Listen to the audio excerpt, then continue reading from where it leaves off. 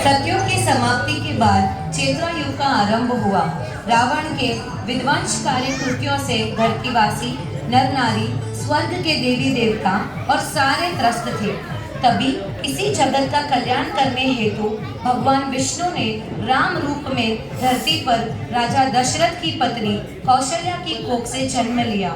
युगों युगों से राजकुमार की प्रतीक्षा कर रहे जनता एवं पूर्ण दृष्टि आनंद से नाच उठी।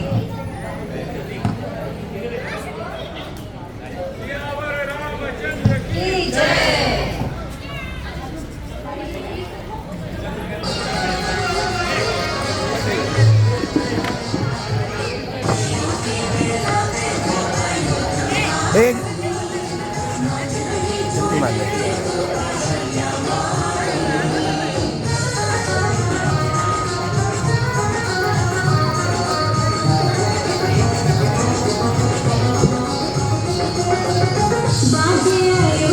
ताली के साथ सभी एक बार इनका उत्साह बढ़ाएं, सभी ताली के साथ।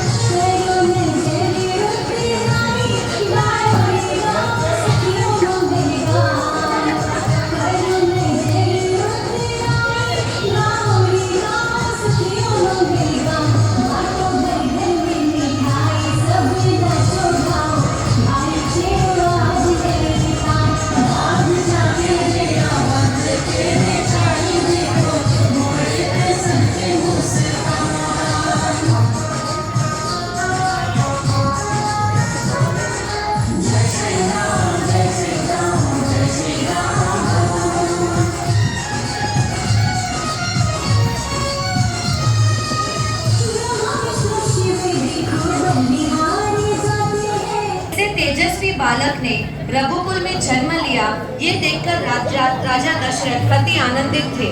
राम के साथ उनके बंधु कैकेयी पुत्र भरत, सुमित्रा नंदन लक्ष्मण और शत्रुघ्न भी बड़े हो रहे थे।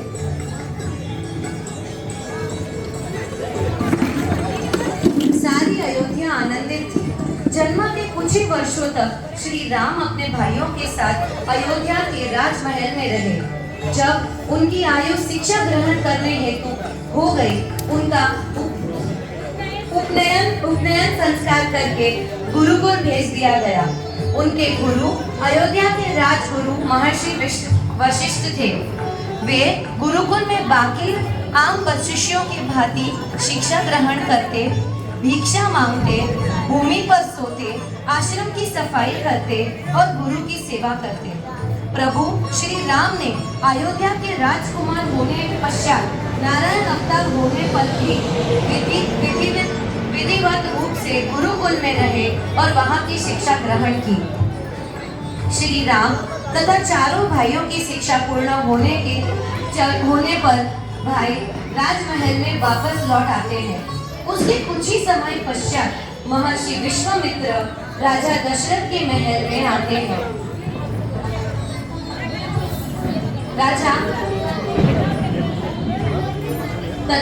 राजा दशरथ से कहते हैं कि उन्हें श्री राम चाहिए ताकि उनके यज्ञ तथा अनुष्ठानों का असुरों तथा राक्षसों से रक्षा की जा सके।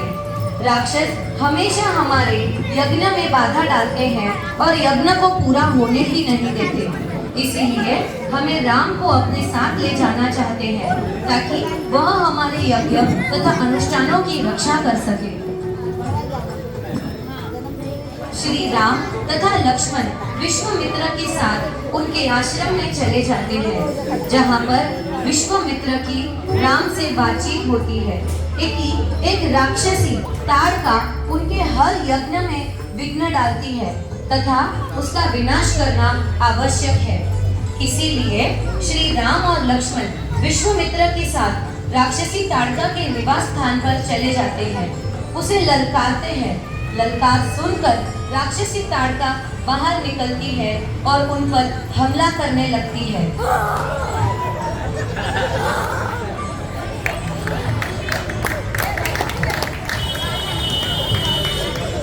काफी समय तक युद्ध के बाद श्री राम अपने एक बाण से राक्षसी ताड़का का अंत कर देते हैं।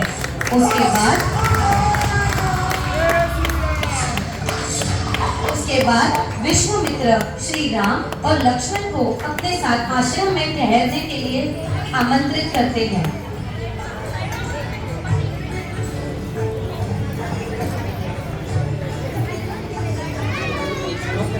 मिथिला नरेश राजा जनक ने अपने पुत्री सीता के विवाह हेतु स्वयंवर रचाया था, जिसका निमंत्रण उन्होंने महर्षि विश्वामित्र को भी भेजा था।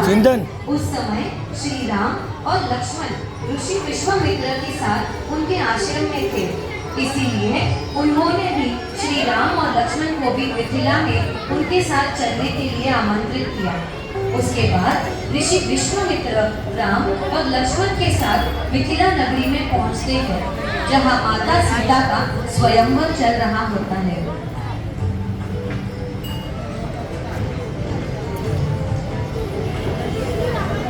उस स्वयंवर में महाराज जनक ने एक प्रतियोगिता रखी थी, जिसमें वहां रखे शिव धनुष को जो कोई उठाकर उस पे प्रत्यंचा चढ़ा देगा, उसका विवाह उनकी बड़ी पुत्री सीता के साथ हो जाएगा। प्रतियोगिता का शुभारंभ हुआ। वह एक एक करके सब राजा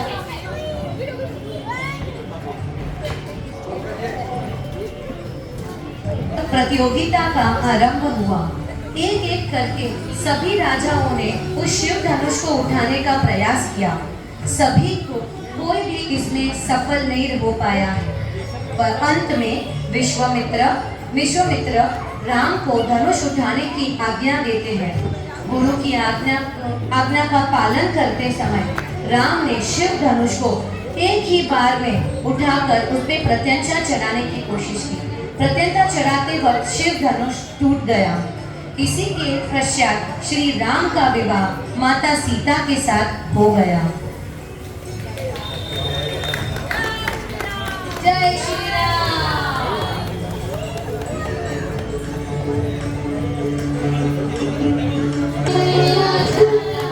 राम राम जय सीता राम राम। तालियां तालियां।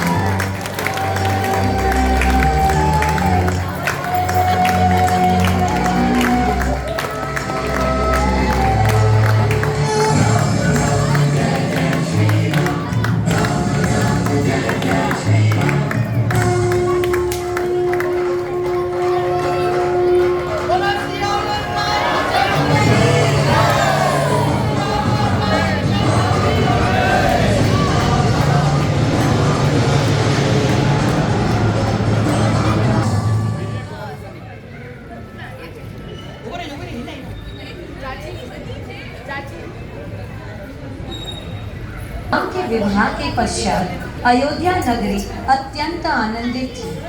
कुछ ही दिनों के बाद राजा दशरथ की इच्छा अनुसार श्री राम को राजा घोषित किया जाने वाला था। तभी इस आनंद को मंथरा की नजर लगी और आनंद दुख में बदल गया।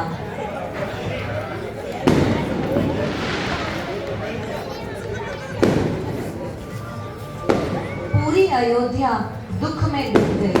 दुख का सागर जैसे छा सा गया, किंतु पिता का वचन निभाने कर्तव्य परायण राम ने हंसते हंसते वनवासी जीवन का अपना लिया। सीता और लक्ष्मण भी अपने कर्तव्यों से बद्ध राम के सहित चले गए। राम, सीता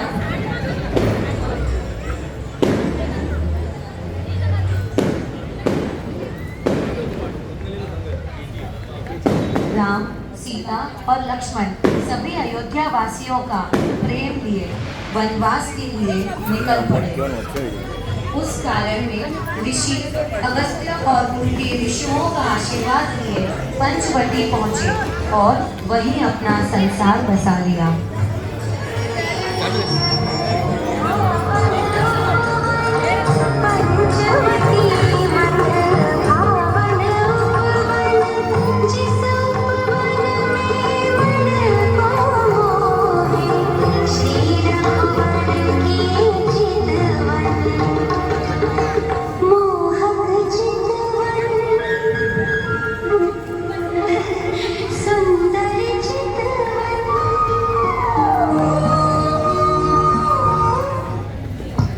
सूर्पंखना नाम से प्रसिद्ध एक राक्षसनी ने एक बार वन गमन के दौरान जंगल में एक कुटिया देखी तो उसकी दृष्टि सुंदर कुमारों पर पड़ती है जो कि श्री राम व लक्ष्मण थे। उसने श्री राम से विवाह की इच्छा प्रकट की, किंतु श्री राम ने स्वयं को विवाहित बताकर उसके विवाह के प्रस्ताव को अस्वीकार कर दिया और लक्ष्मण के पास उन्हें भेज दिया। लक्ष्मण ने भी उसके विवाह का प्रस्ताव अस्वीकार किया और क्रोध में आकर उसके नाक और कान काट दिए।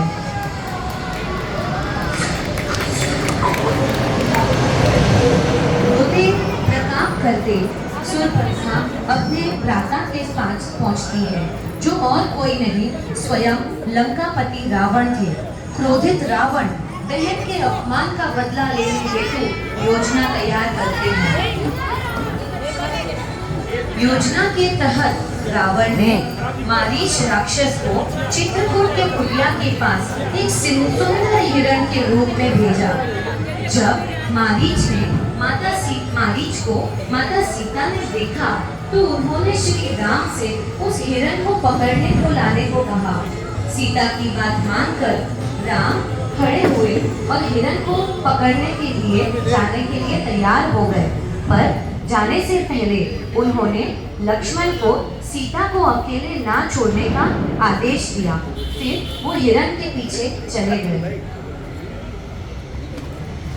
हिरण का वध करने के बाद हिरण अपने असली रूप में आ जाता है और राम की आवाज में सीता और लक्ष्मण को पुकारता है। भयभीत सीता माता लक्ष्मण से कहती है कि वो राम की सहायता करने जाए। लक्ष्मण रेखा बनाकर उनके पीछे चले जाते हैं और लक्ष्मण रेखा बनाकर श्री राम की खोज में वन में वो चले जाते हैं। योजना के अनुसार रावण एक साधु के रूप में कुटिया पहुंचता है और भिक्षाम देही का स्वर लगाने लगता है। जैसे ही रावण कुटिया के पास लक्ष्मण रेखा पर अपना पैर रखता है तो उसका पैर जलने लगता है। रावण माता सीता से कहता है कि वो बाहर आकर उन्हें भोजन दे। जैसे ही माता सीता लक्ष्मण रेखा से बाहर निकल पड़ी, रावण ने पुष्पक विमान में सीता माता का हरण कर लिया। जब राम और लक्ष्मण को पता चला कि उनके साथ छल हुआ है तो वो कुटिया की ओर भागे और वहां जाके उन्हें पता चलता है कि सीता माता का तो अपहरण हो गया है। माता सीता की खोज में श्री राम वन भटकते हैं। उनकी भक्त शबरी वन भटकते शबरी के कुटिया के पास पहुंचते हैं। शबरी श्री राम भगवान के दर्शन पाकर भाव विभोर हो गई और उसकी आंखों से आंसू बहने लगे। शबरी श्री राम का स्वागत करती है और उन्हें आसन पर बिठाती है और स्वयं चखकर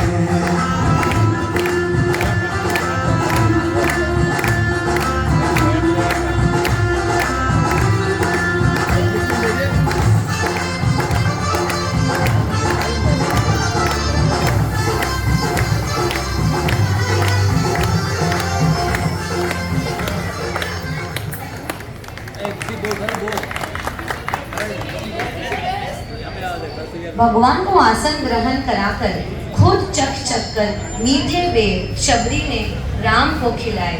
राम ने भी भक्तिमय होकर वो बेर खाए। शबरी की भक्ति देखकर श्री राम ने उन्हें मोक्ष प्रदान किया और सीता माता की खोज करने वहां से प्रस्थान कर लिया। जब वो ऋषिमुख पर्वत के पास पहुंचे तब उनकी मुलाकात हनुमान से होती है। हनुमान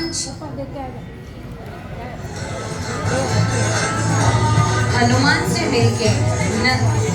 मिलके श्री राम को सुग्रीव, नल, नील और अंगद जैसे योद्धा और पूरी वानर सेना का साथ मिलता है। यहाँ से श्री राम अपनी सेना को लेकर रावण के साथ युद्ध करने के लिए चले गए। अंगद राम के दूत बनकर लंका में रावण के पास गए और उसे राम के शरण में आने का संदेश दिया, किंतु रावण ने ये अस्वीकार किया। शांति के सारे प्रयास असफल होने के बाद युद्ध का आरंभ हो गया।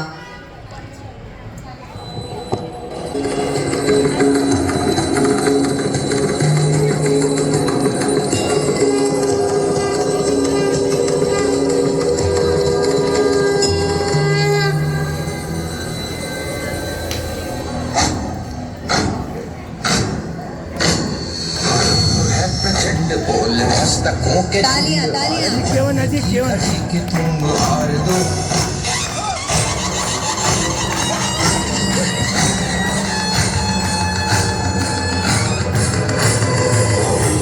प्रचंड बोल मस्तकों के झुंड आज जंग की घड़ी की तुम हार दो आन आन शान या की जान का हो दान आज एक धनुष के बाण पे उतार दो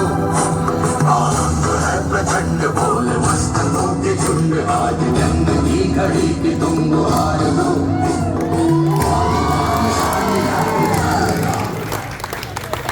श्री राम और रावण के मध्य अनेकों और युद्ध के बाद युद्ध में रावण पुत्र मेघनाद कुंभकर्ण जैसे योद्धा का वध हो गया और अंत में रावण राम के हाथों मारा गया। विभीषण को लंका का राजा घोषित करके राम, सीता और लक्ष्मण पुष्पक विमान पर बैठकर वहां से प्रस्थान करते हैं। इस युद्ध के अंत के साथ ही उनका 14 वर्षीय वनवास भी पूरा हो चुका था। इसीलिए वे सारे